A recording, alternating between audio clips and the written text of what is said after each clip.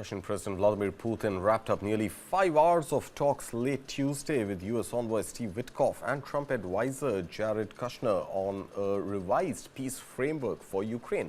But the Kremlin says no compromise was reached. Take a look. Russian President Vladimir Putin met with U.S. President Donald Trump's special envoy, Steve Witkoff, and the president's son-in-law, Jared Kushner, at the Kremlin on Tuesday. Their mission to Moscow is aimed at finding a way to end the deadliest European conflict since World War II. A leaked set of 28 U.S. draft peace proposals that emerged last week stoked alarm with Ukrainian and European officials who said it bowed to Russia's main demands. European leaders crafted a set of counterproposals aimed at tilting the balance toward Ukraine. Just before Tuesday's meeting, Putin dismissed European counterproposals on Ukraine as being absolutely unacceptable to Moscow. And he warned Europe that it would face swift defeat if it went to war with Russia.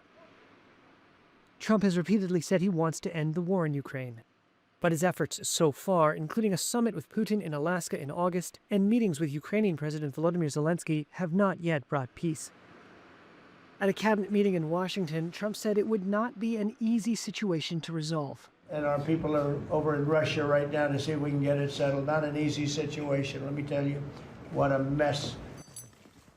On Tuesday, Russia's defense ministry claimed its forces had completed the conquest of Pokrovsk, a strategic city in eastern Ukraine. Ukraine said its forces still controlled parts of the city. Russian forces now control more than 19% of Ukraine.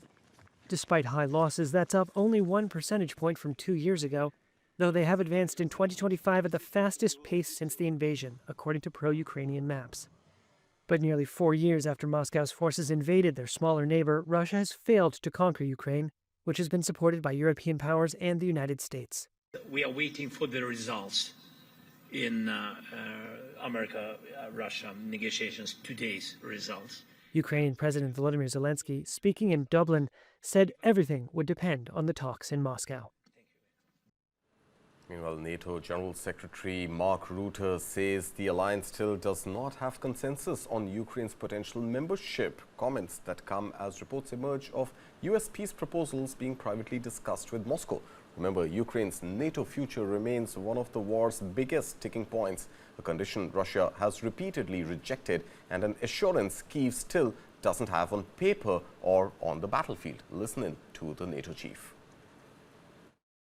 Ukraine clearly applied for membership, but we also know, as I said, and this is a statement of practicality and a statement of fact, that there is no unanimity within the alliance about Ukraine coming in the alliance. And that's one of the reasons when it comes to a future peace deal, we are discussing how, if not NATO membership, how we can make sure that Ukraine is protected in a way by itself, but also with help from others, so that the Russians will not try again.